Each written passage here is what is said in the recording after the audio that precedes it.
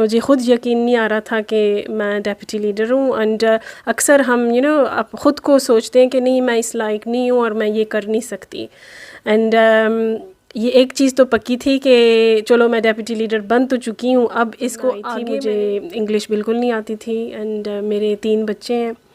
And as being a single mom, so raising my children, ان کو بڑا پلنا, سارا کچھ کرنا, ایجوکیشن کا میک شور کرنا کہ ہر چیز. میں آئی تھی تب ڈفرینٹ تھا, اب زیادہ اپرچونیٹیز ہیں اور میں تو انکریج کروں گی کہ لوگ آ کے بالکل try their best actually to integrate. جو ینگ پیپل ہے نا, وہ ان کو تھوڑا سا یہ کرنا چاہیے. میں اس لیے کہہ رہی ہوں کہ یہ اب یہ انٹرنیٹ کا زمانہ ہے اینڈ ہم ٹک ٹاک پہ جلدی سے ہر چیز دیکھتے ہیں. وہ جو ایک آپ کا اٹینشن اسپیم ہے نا, وہ so I think it's has been a great learning curve so far and great opportunity, کیونکہ آئی نو ہر کسی کے پاس نہیں ہوتی, لیکن الحمد للہ آئی واز لکی. ناظرین, برطانیہ کی جو جمہوریت ہے اس کا حسن ہے کہ یہاں پہ کوئی بھی جو ہے وہ اپنی محنت اور لگن کی وجہ سے جو ہے وہ مقام حاصل کر سکتا ہے. اس وقت میرے ساتھ موجود ہیں سائمہ اشرف, ڈپٹی لیڈر ہیں بارکنگ اور ڈیگنم کونسل میں. ان سے پوچھیں گے کہ ان کا سفر جو ہے وہ بطور پاکستانی نژاد کیسے ان کا سفر شروع ہوا اور یہاں تک یہ کیسے پہنچی. بہت شکریہ سائمہ, آپ نے ٹائم دیا ہے. آپ نے پاکستان کا پرچم بھی یہاں پہ رکھا ہوا ہے. تو سب سے پہلے یہ بتائیں کہ یہ آپ کا جو سفر ہے یہ کتنا مشکل تھا؟ سفر تو خیر مشکل ہی ہوتا ہے, کوئی آسانی سے تو کچھ ہوتا نہیں ہے سب کی لائف میں. سو میں 3 ماہ کی تھی جب میرے امی ابو فرانس میں چلے گئے تھے, اینڈ ادھر سے بڑے پلے. اینڈ مجھے اب ادھر UK میں 20 سال ہو گئے. سو یہاں میں رہتی ہوں. اینڈ جب میں آئی تھی مجھے انگلش بالکل نہیں آتی تھی. اینڈ میرے 3 بچے ہیں. And as being a single mom, so raising my children, ان کو بڑا پلنا, سارا کچھ کرنا, ایجوکیشن کا میک شور کرنا کہ ہر چیز ٹھیک ہے. اینڈ دین خود انگلش بھی سیکھنی, لیکن کوئی اسکل گین کرنا اور کچھ نہ کچھ سیکھتے رہنا, یہ بھی بہت بڑی بات ہے. اینڈ ایزی نہیں تھا, اسپیشلی جب آپ اکیلے ہوتے ہو and you have to do everything. تو الحمد للہ مینیجڈ. آسان نہیں تھا, لیکن پھر بھی آپ نے اپنے جو منزل تھی اس کو آپ نے حاصل کیا.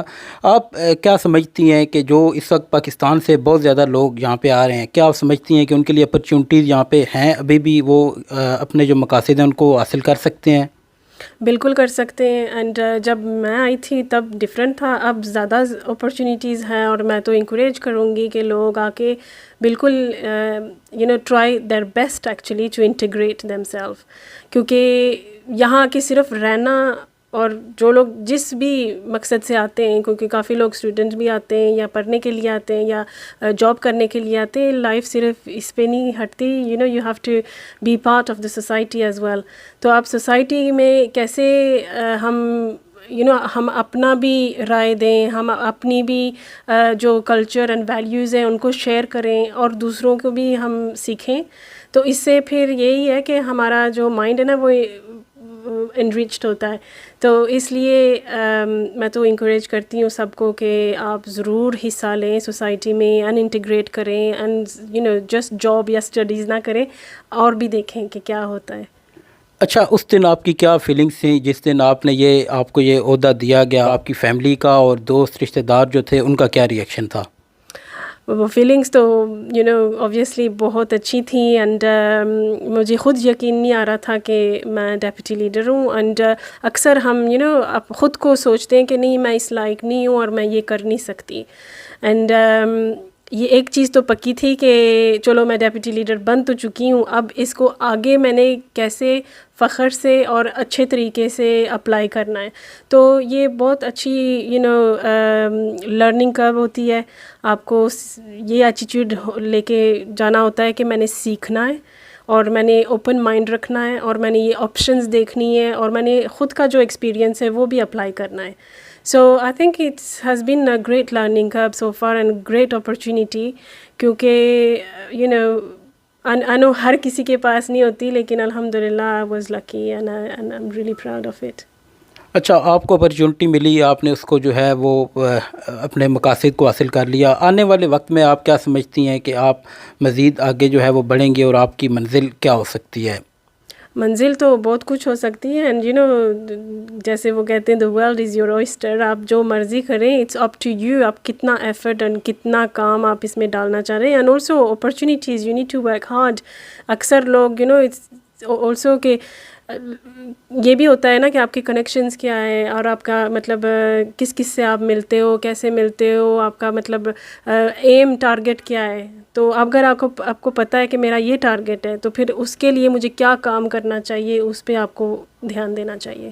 اچھا، میں آپ سے ایک آخری سوال کروں گا. آپ نے کہا کہ اس دور میں اپرچونٹیز زیادہ ہیں، جو لوگ نئے آ رہے ہیں، لیکن جو آج کل کے نوجوان ہیں انہیں ہم سنتے ہیں تو وہ کہتے ہیں پہلے وقت میں آسان تھا کچھ اچیو کرنا، اب بہت مشکل ہو گیا، اب کمپٹیشن زیادہ ہے. تو اس بارے میں آپ کیا کہیں گی؟ پارشلی اٹس ٹرو، کمپٹیشن بھی ہے، لیکن میں یہ کہوں گی کہ ایک ہوتا ہے نا کہ آپ ہارڈ ورک کر کے اور اس پہ اسٹک ہونا اور تھوڑا سا توجہ دینا.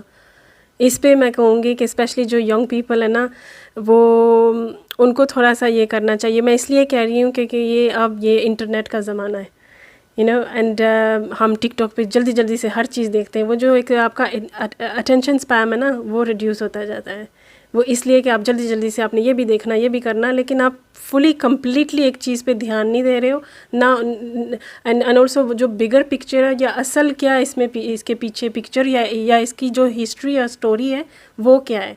تو ہم سرفیس پہ زیادہ دھیان دیتے ہیں، اور جو روٹس یا کور جو ہوتا ہے اس پہ تھوڑا سا کم. And I would really like us to start to pay attention to this. بہت شکریہ جی. تو ناظرین، آپ نے انٹرویو سنا. ان کا کہنا تھا کہ جو نوجوان ہیں وہ سطحی چیزوں پہ رہتے ہیں اور گہرائی میں نہیں جاتے. اگر آپ ایک خلوص نیت کے ساتھ سٹرگل اور تسلسل اگر آپ رکھیں تو کامیابی جو ہے وہ یہ چیزیں معنی نہیں رکھتی کہ کمپٹیشن زیادہ ہے یا کم ہے. اگر آپ تسلسل کے ساتھ اپنی محنت جاری رکھیں تو آپ بھی جو ہے وہ اپنی منزل حاصل کر سکتے ہیں.